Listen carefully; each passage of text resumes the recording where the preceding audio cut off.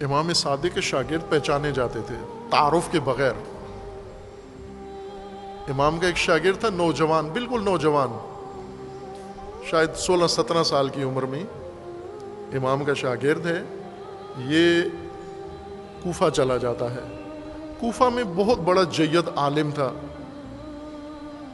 فقیہ اور نامور مناظرہ کرنے والا، جس نے تمام باقی سب کا ناطقہ بند کیا ہوا تھا، مسلط تمام علوم کے اوپر، تفسیر کے اوپر، حدیث کے اوپر اور باقی ادبیات کے اوپر، جو علوم اس زمانے کے تھے ان سب کا استاد، اور بڑے بڑے دور دور سے لوگ آتے اور وہ اس کے سامنے لاجواب ہو جاتے۔ امام کے شاگرد نے یہ سنا، یہی ہشام ابن حکم جو 17 سال کے تھے میرے خیال میں اس وقت، انہوں نے سنا کہ اس طرح کا کوفہ میں بہت جید عالم ہے اور شہرت ہے اس کی بہت، چلے گئے اس کی مجلس میں، وہ بیٹھا ہوا تھا ایک شہر کے چوراہے میں یا کسی جگہ عام جگہ پر جہاں عوام بھی تھے، پبلک بھی تھے، یا حجرے میں مثلا کسی جگہ بیٹھا ہوا اور درس دے رہا ہے، اور لوگ اس کے کھچا کھچ بھرے ہوئے، جگہ بھی نہیں ہے، بیٹھنے کی جگہ نہیں ہے، اور ہشام کو اس کے درس میں خصوصی شرکت کرنے دی۔ یہ کافی میں، اصول کافی میں ہے یہ روایت۔ ہشام اب جوان، نوجوان، یہ پھلانگتا آگے جانے کی کوشش کی، لوگوں نے ڈانٹ کے بٹھا دیا، کہا جو باہر جگہ نہیں ہے، کدھر جا رہے ہو؟ اب کوئی بڑی شخصیت ہوتی تو شاید اس کو بھی نہ جانے دیتے اتنے رش کے اندر، بالخصوص ایک جوان ہے اور وہ گھستا چلا جا رہا ہے۔ اس عالم کی نگاہ پڑی، اس نے جوان کو دیکھا تو لوگوں کو کہا کہ آنے دو اس کو، میرے پاس آنے دو جوان کو۔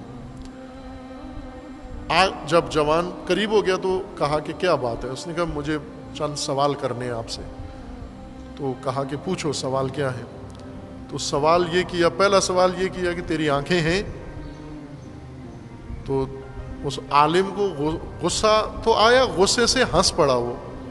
یہ بھی ایک ہنسی، غصہ جب شدید آئے تو تبسم ظاہر ہو جاتا ہے، اس تبسم کے پیچھے شدید غصہ ہوتا ہے۔ ہنس پڑا، لوگ غصے میں آ گئے، لوگوں نے کہا یہ کون ہے یہ بدتمیز جوان جو اتنے بڑے عالم سے آ کر اس طرح کا سوال ٹیڑھا کر رہا ہے، تیری آنکھیں ہیں؟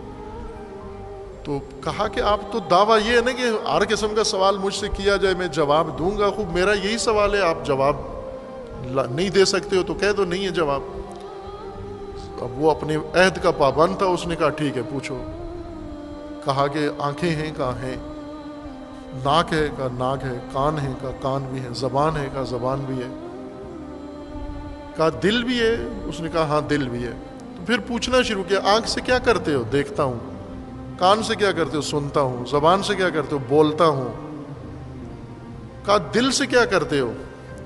کہا دل سے سمجھتا ہوں۔ تو کہا جب اتنے ہیں، یہ کان بھی ہے، ناک بھی ہے، آنکھ بھی ہے، سب کچھ ہے، تو دل کی کیا ضرورت ہے؟ اتنے اعضاء و جوارے تو ہیں تیرے، ان سب کے ہوتے ہوئے دل کی کیا ضرورت ہے؟ تو کہنے لگا کہ اس لیے اگر دل نہ ہو تو یہ کوئی بھی کام نہیں کرتا، یہ دل کے کنٹرول میں ہے سارے۔ تو ہشام نے کہا سبحان اللہ، تیرے اعضاء و جوارے دل کے بغیر کام نہیں کر سکتے، تو یہ امت اتنی زیادہ بغیر دل کے کس طرح سے چل سکتی ہے؟ بغیر امام کے کیسے چل سکتی ہے جو تو تعلیم دے رہا ہے؟ اب اس کے گھنٹی بجی، کہنے لگا کہ تو ہشام تو نہیں ہے؟ کہا ہشام ہوں۔ کہا جعفر صادق کا شاگرد تو نہیں ہے؟ کہا انہی کا شاگرد ہوں۔ اس نے کہا تیرے انداز سے، تیری جرت سے مجھے پتہ چل گیا کہ تو اور کسی کا شاگرد نہیں ہو سکتا۔ یہ خصوصی تربیت تھی۔ بعد میں ہشام واپس آئے، یہ خبر کسی اور طریقے سے امام صادق علیہ السلام تک پہنچی۔ ہشام بعد میں آئے، جب ہشام آئے تو امام نے پوچھا کہ وہ مفتی عبید اللہ کے ساتھ کیا ہوا تیرا ماجرا؟ تو کہا کہ آپ کو کیسے پتہ چلا؟ امام نے فرمایا میں نے سن لیا ہے، پہنچ جائیے بات۔ تو کیسے ہوا؟ تو کہا کہ میں تو جرت نہیں کر سکتا آپ کے سامنے زبان کھولوں، آپ کو کیسے بتاؤں؟ تو امام نے حکم دیا کہ بتاؤ مجھے کیا ہوا۔ پھر ہشام نے بتانا شروع کیا۔ تو پھر امام نے پوچھا یہ کہاں سے یہ سب کچھ ذہن میں آیا؟ کہا کہ وہی جو آپ کی خدمت میں تعلیم حاصل کی ہے وہاں سے۔